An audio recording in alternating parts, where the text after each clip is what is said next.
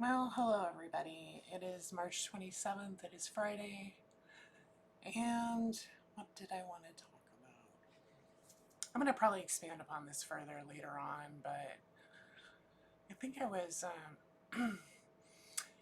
recognizing, I've said this before. I've actually said this to many people that I just never really felt like I was going to live very long when they told me that I had this connective tissue disorder.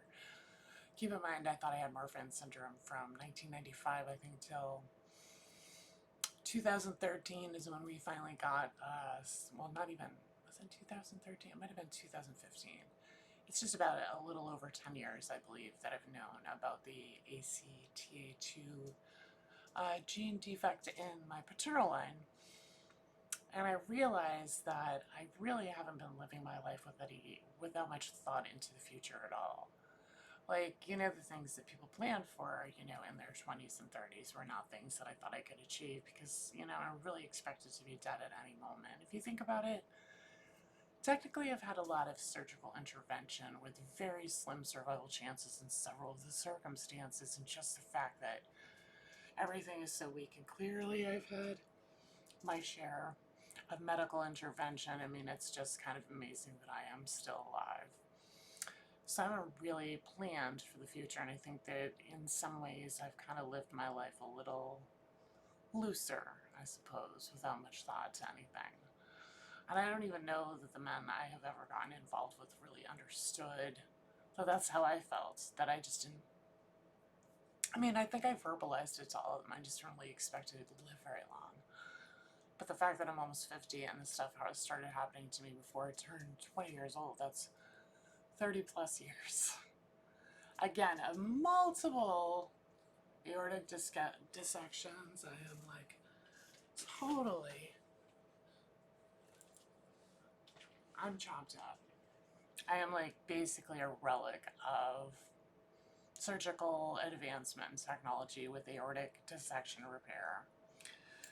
But with that being the case, I haven't always lived, I guess, with much thought to the future, which is why money to me has always been kind of I don't know, it's just not something that I've ever tried to strive to get a lot of. I'm okay with like a pretty mediocre amount. I mean, you see how often I do this. I haven't done anything to my face in years. I don't get my nails done. I am not one of those like high expense women. I'm very low expense, actually. Generally speaking, the worst thing I do is probably register too many URLs because I've come up with too many ideas that I think are genius and sit on them for years and do nothing. I know it's a waste of money, but it's like 30 bucks at a time, so it doesn't seem that bad. But obviously it's not the best. Um, Beyond that, I think that anybody who comes into any of these connective tissue disorders, if you happen to be a younger person or actually any person at all, I mean, you can seriously live a long time with these things that have happened. Honestly, I mean, I had my first type A and type B dissections in the 90s. And I started having open heart surgery in 1998.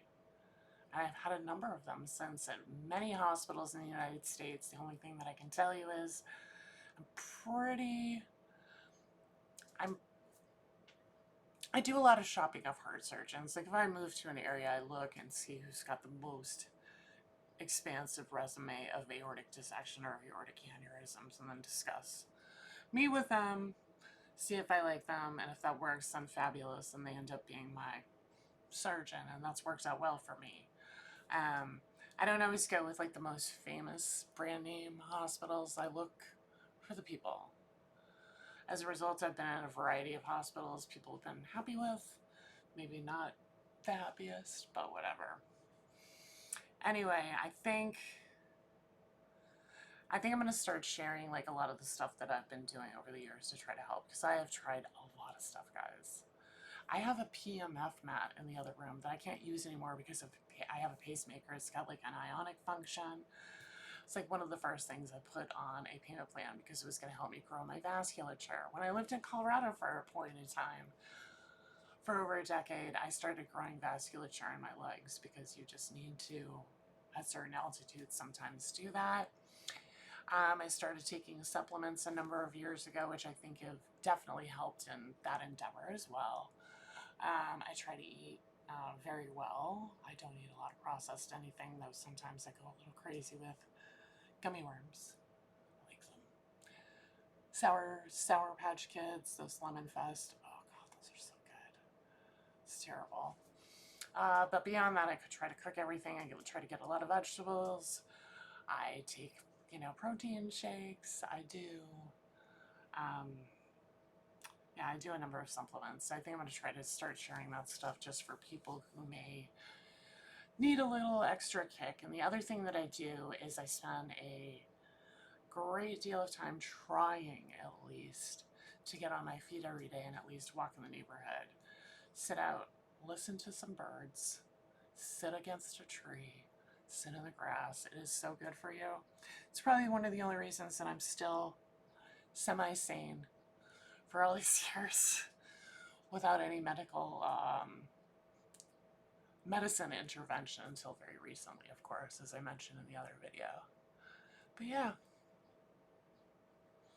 I'm feeling pretty calm, actually. I think I'm going to be able to make some better decisions for the future and what's going on. But that's just one thing that I just wanted to mention to everyone is, I think a lot of times these things can kind of mortalize us in some ways. These experiences. And I've had so many of them, you would think that I would just be totally used to it, but I'm always slightly in awe that I continue to do as well as I do, having done this so many times. But again, I have a very, very grand love of life, and I notice things all the time, and I notice patterns, and I just think, I don't know, I'm sure there's something to consciousness, and maybe it expands beyond what we understand currently, but I'm pretty happy using my consciousness to affect the physical world we're in now. As I tell people all the time, everybody wants to thank God for all their good fortune, when it's always people. It's always people that have given you the things and given you the opportunities, but we thank nothing. And we pray to nothing versus doing the something we should all be doing every day to make other people's lives better, including our own. And I'll leave you with that. I hope everyone is awesome, and yeah, it's a dreary day, but that's okay. All right, take care. Bye.